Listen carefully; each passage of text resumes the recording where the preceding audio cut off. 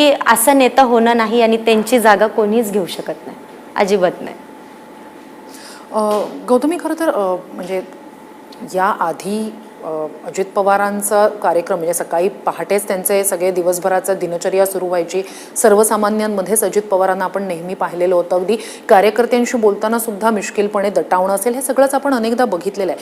कधी असं झालं होतं की प्रत्यक्ष अजित पवारांचं भाषण अगदी प्रत्यक्ष ऐकण्याची किंवा कार्यक्रमात जाताना वाटेत कधी मोबाईलवर बघण्याची किंवा टी व्हीवर बघण्याची संधी, असं कधी झालंय की अजित पवारांचं भाषण ऐकलंय? नाही नाही, ती खंत मला नेहमी असणार आहे, कायम असणार आहे. मी स्वतः म्हणाल की मला भेटायचं होतं पण ते नाही झालं शक्य. म्हणजे ती खंत कायम असणार आहे मला. पण आमचं कधी फोनवर बोलणं नाही, म्हणजे कधी दादांना मी भेटले नाही, पण दादांनी मला सपोर्ट खूप केला.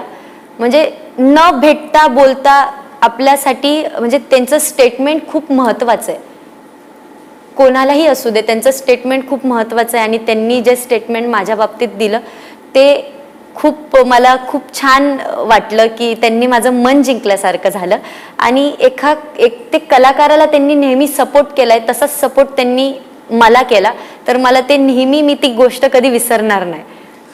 गौतमी, मला असं वाटतं या सगळ्याची सुरुवात 2023 मधल्या त्या स्टेटमेंटने झालेली होती, जेव्हा जाहीरपणे अजित पवारांनी म्हटलेलं होतं की सर्वांसोबत पाहता येईल, कुटुंबासोबत पाहता येईल असा कार्यक्रम असावा किंवा अशा प्रकारचं सादरीकरण असावं. आणि तिथून सुरुवात झाली.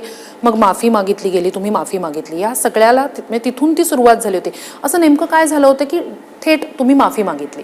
ॲक्च्युली डान्स करताना थोडंफार, म्हणजे थोडं नाही म्हणता येणार, डान्स करताना मी चुकले आणि त्यावेळेस मला वाटलं की आपण चुकलोय. आणि वाटलं म्हणजे मी चुकलेच होते, मी ही ठामपणे सांगते की हा मी चुकलेले. पण मी त्या गोष्टीची झटकन माफीही मागितली आणि तो दिवस, त्यानंतरचा आत्ताचा दिवस मी एकदम बदलून गेले. आणि त्यानंतर मला नाही वाटत की मी काही चुकीचं केलं असणार आहे. माझं नेहमी लावणी करताना पायात घुंगरू असतात, आंबाळा बांधलेला असतो, सगळं एकदम छान असतं आत्ताचा कार्यक्रम. आणि तेव्हापासून तर आत्तापर्यंत मी काही चूक नाही केली. थोडक्यात अजित पवारांनी जे स्टेटमेंट केलेलं होतं त्यानुसार तंतोतंत ते तुम्ही पाळलं या पुढच्या काळात. त्याचा काही एक पॉझिटिव्ह रिस्पॉन्स दिसून आला किंवा त्याचा काही एक सकारात्मक परिणाम दिसून आला? आत्ता म्हणजे ज्यावेळेस मी सुरुवातीला कार्यक्रम करायचे तर जास्ती जेंट्स वर्ग खूप होता कार्यक्रमाला. म्हणजे अफाट जेंट्स यायचे, डान्स कार्यक्रम बघायचे, एन्जॉय करायचे. आता उलट झालंय, आता महिला वर्ग जास्ती येतात आणि हे कोणाला नाही आवडणार. म्हणजे ते एक माझ्यासाठी खूप आनंदाची गोष्ट आहे की अरे, महिला वर्ग भरभरून येणार, प्रेम देणार, मी डान्स करायला गेले की माझ्यासोबत एन्जॉय करणार, तेही डान्स करणार.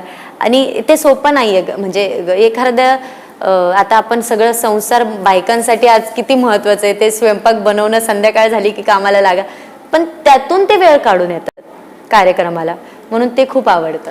पण मग असं नाही वाटलं की म्हणजे हा सकारात्मक परिणाम दिसून आला, भेट घ्यावी अजित पवारांची, त्यांना त्यासाठी धन्यवाद म्हणावं किंवा एक संवाद साधावा, हा एक सकारात्मक परिणाम दिसल्याबद्दल खरं तर प्रत्यक्ष भेटून आभार मानावे असं वाटलं होतं? असं कधी एक डोक्यात आला विचार किंवा असा कधी योग जुळून आला? मी नेहमी, मला काय वाटत होतं माहितीये का की मी भेटणार दादांना एक दिवस तरी, म्हणजे असं न चुकत आमची भेट नक्की होणार. म्हणजे मी एक त्या याच्यात होते, कारण की मी कार्यक्रम करते इकडे, म्हणजे सगळीकडे ऑल महाराष्ट्र कार्यक्रम आपले होतात.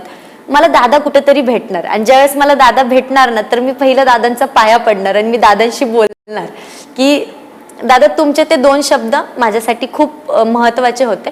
पण म्हणजे काय शब्दच नाहीये, ते कसं झालं सगळं हे. आणि आता तुम्ही या सगळ्यानंतर राज्यभरात कार्यक्रमांसाठी जाताना इतक्या लोकांना भेटता, म्हणजे हजारो लोकांची भेट होत असेल, काय त्यांच्या भावना आहेत? म्हणजे खरं तर अख्खं राज्य हळहळलंय, अजूनही त्यांना विश्वास बसत नाही, पण या सगळ्या लोकांना भेटताना ह्या सगळ्यानंतर कधी बोलणं झालं किंवा त्यांचे नेमके काय भावना तुमच्यापर्यंत पोहोचल्या? म्हणजे एका शब्दातच सांगते, आज माझे कार्यक्रम बरेच कमी झालेत. आज लोक उत्साहाने कार्यक्रम ठेवतात, नाही का, की आज म्हणजे गौतमीचा कार्यक्रम किती उत्साह असतो लोकांचा. हे सगळं थांबलंय आता सध्या. तू बस एवढं याच्यावरनच तू विचार कर की काय झालंय. म्हणजे आज म्हणजे